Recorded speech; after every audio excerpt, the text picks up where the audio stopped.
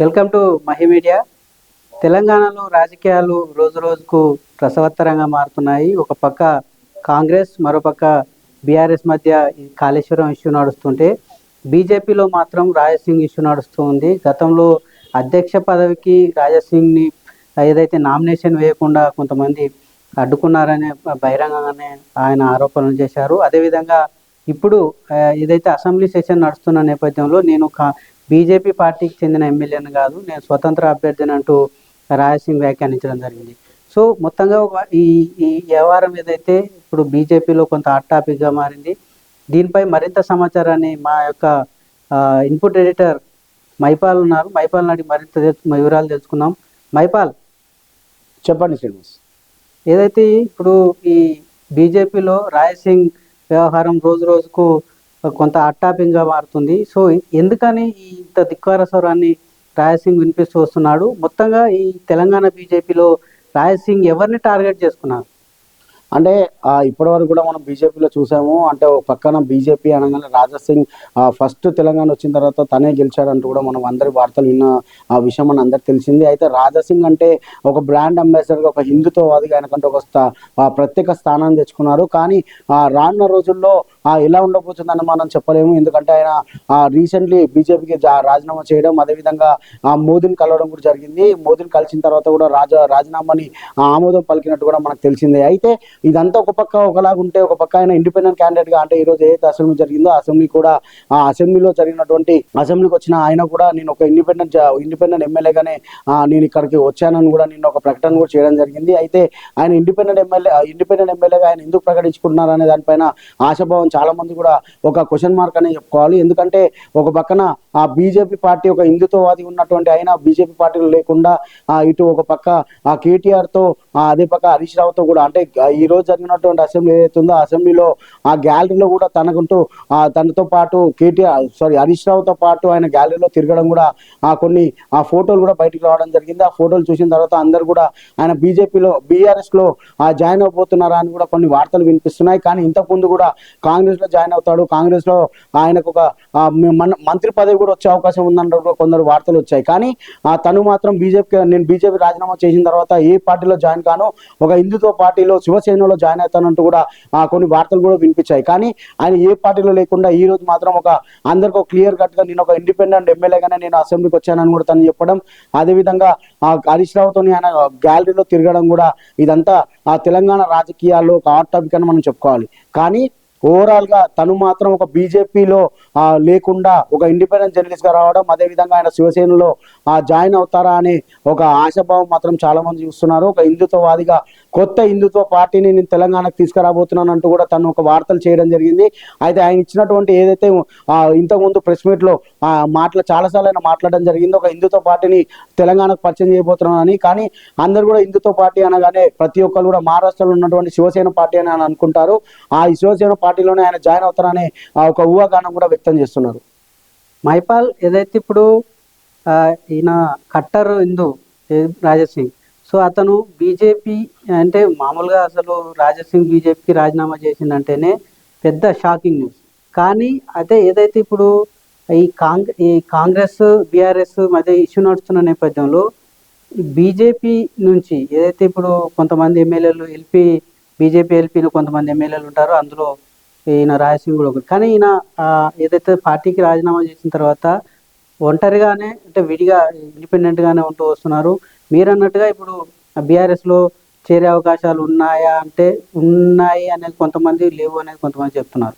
So మొత్తంగా ఇటు తెలంగాణ బీజేపీలో రాబోయే కాలంలో రాజాసింగ్ విషయంలో ఎలాంటి నిర్ణయాలు ఉండే అవకాశం ఉంది? రాజాసింగ్ అసలు బీజేపీకి ఇక మళ్ళీ తిరిగి చేరతారా లేదా? అంటే బీజేపీలో వస్తారా అంటే మాత్రం రాడని మనం ఖచ్చితంగా చెప్పుకోవాలి. ఎందుకంటే ఇంతకుముందు రాజాసింగ్ కొన్ని వ్యాఖ్యలు కూడా చేయడం జరిగింది. అంటే ఎవరిపైన, కొందరు బండి సంజయ్, ఇప్పుడు మినిస్టర్గా ఉన్నట్టు బండి సంజయ్ పైన కానీ, అదేవిధంగా కిషన్ రెడ్డి పైన, వీళ్ళందరిపైన కూడా కొన్ని వ్యాఖ్యలు చేయడం జరిగింది. ఒక హిందుత్వ పార్టీ అయినటువంటి బీజేపీని ద్రష్టు పట్టిస్తున్నారు వీళ్ళందరూ కలిసి అని కూడా ఆయన కొంచెం బాధాకరమైన వ్యాఖ్యలు కూడా ఆయన చేయడం జరిగింది. కానీ ఓవరాల్ గా ఆయన బీఆర్ఎస్కి వెళ్తాడా అంటే బీఆర్ఎస్కి నేను వెళ్ళను, బీఆర్ఎస్ పార్టీలో నాకు ఎటువంటి అవసరం లేదు అని కూడా తను కటాఖండిగా చెప్పడం కూడా జరిగింది. అంటే నేను బీజేపీ తర్వాత ఒక హిందూతో పార్టీ అయినటువంటి ఏమైనా హిందూ పార్టీ ఉంటే తప్ప నేను ఇంకో పార్టీలో జాయిన్ కాను, అప్పటిదాకా ఇండిపెండెంట్ గానే నేను ఉంటాను కూడా ఆయన చెప్పాడు.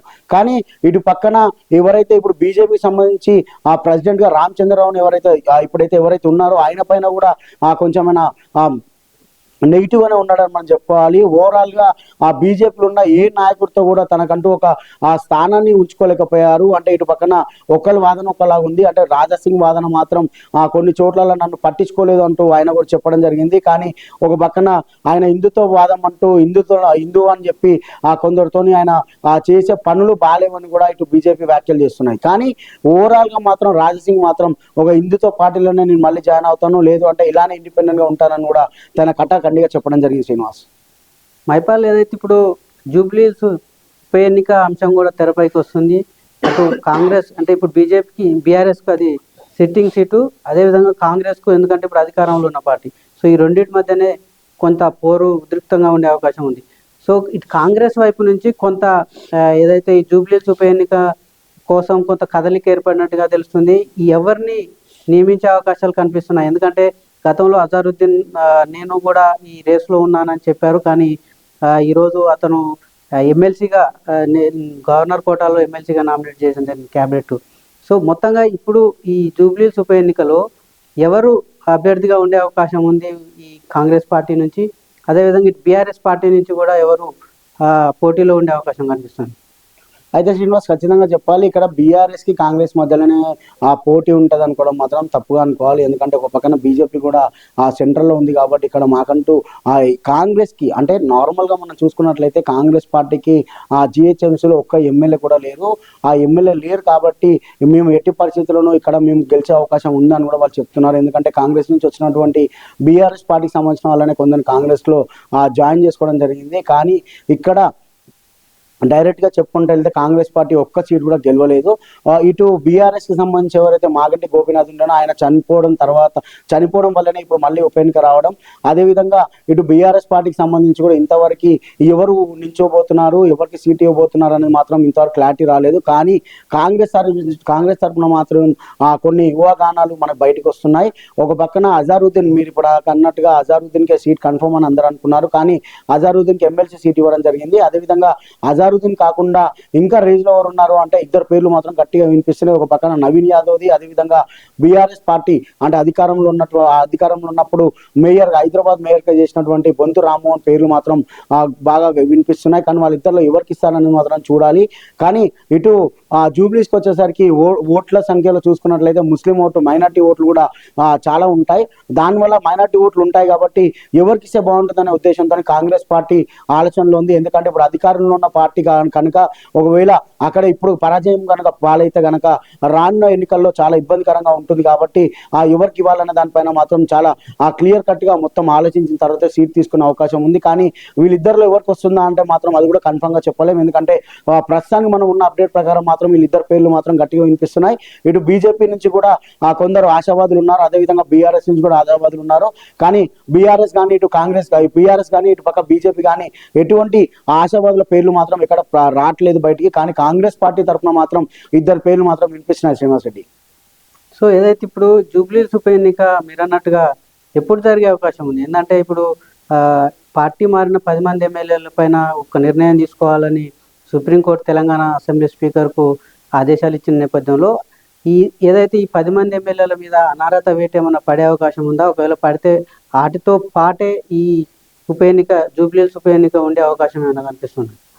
అంటే మీరు అన్నట్టుగా ఇంతకుముందు పార్టీ ఫిరాయింపులు అనేది ఇప్పుడు కొత్త ఏం కాదు, తెలంగాణ కాదు, దేశంలో ప్రతి దగ్గర పార్టీ ఫిరాయింపులు అనేది ఉంటూనే ఉంటాయి. అందులో భాగంగానే ఇంతకుముందు బీఆర్ఎస్ ప్రభుత్వం ఉన్నప్పుడు కాంగ్రెస్ సంబంధించిన వాళ్ళు చాలా మంది కూడా బీఆర్ఎస్ పార్టీలో జాయిన్ అయ్యారు. అదేవిధంగా బీఆర్ఎస్ లో ఉన్నటువంటి వాళ్ళు కూడా ఇప్పుడు కాంగ్రెస్ లో జాయిన్ అయ్యారు. ఈ పార్టీ ఫిరాయింపులో కోర్టులో పిటిషన్ దాఖలు చేసినా కూడా దానిపైన ఆల్రెడీ స్పీకర్ కూడా ఇవ్వడం జరిగింది. కానీ దానిపైన క్లియర్ కట్ గా దీనికి సంబంధించి కూడా ఎటువంటి బ్రేక్ ఇవ్వకుండా ఇటు దీనికి సంబంధించిన ఎన్నికలు కూడా, ఎందుకంటే ఒక పక్కన హైకోర్టులో ఏవైతే సాధారణ ఎన్నికలు ఉన్నాయో సర్పంచ్ ఎలక్షన్స్ కి సంబంధించి కూడా దాని మీద ఒక నోటిఫికేషన్ ఇవ్వాలంటూ కూడా వచ్చే నెలకి వారికి మాత్రమే టైం ఉండడం వల్ల ఇప్పుడు అది చూసుకుంటూ ఒక పక్కన ఈ ఎమ్మెల్యేకి సంబంధించి జూబ్లీకి సంబంధించిన దానిపైన కూడా కసరత్తు చేస్తున్నారు.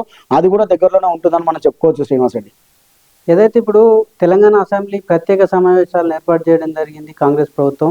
ఏదైతే ఈ జస్టిస్ పిసి ఘోష్ కమిషన్ నివేదిక ఏదైతే ఉందో కాళేశ్వరం ప్రాజెక్టు కుంగిపోయిన విషయంలో ఆ నివేదికను అసెంబ్లీలో చర్చించి కోసమే ఈ అసెంబ్లీ సమావేశాలు ఏర్పాటు చేశారు కదా.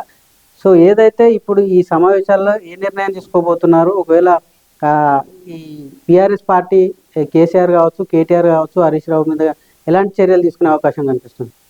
అంటే శ్రీనివాస్ రెడ్డి, ఇప్పుడు మీరు చెప్పినట్టు ఇంతకుముందు ఏదైతే కోర్టుకి కాళేశ్వరం గురించి వెళ్ళారో అది వెళ్ళినప్పుడు కేసీఆర్ ఒక పక్కన హరీష్ రావు కూడా ఒక పిటిషన్ దాఖలు చేశారు. అదేవిధంగా మళ్ళీ ఇప్పుడు కూడా మళ్ళీ హరీష్ రావు కూడా ఒక పిటిషన్ దాఖలు చేయడం జరిగింది. ఈ పిటిషన్ సంబంధించి కూడా ఆయన డీటెయిల్స్ మొత్తం కూడా క్లియర్గా చెప్పబోతున్నారు. Okay Maipal, thank you very much.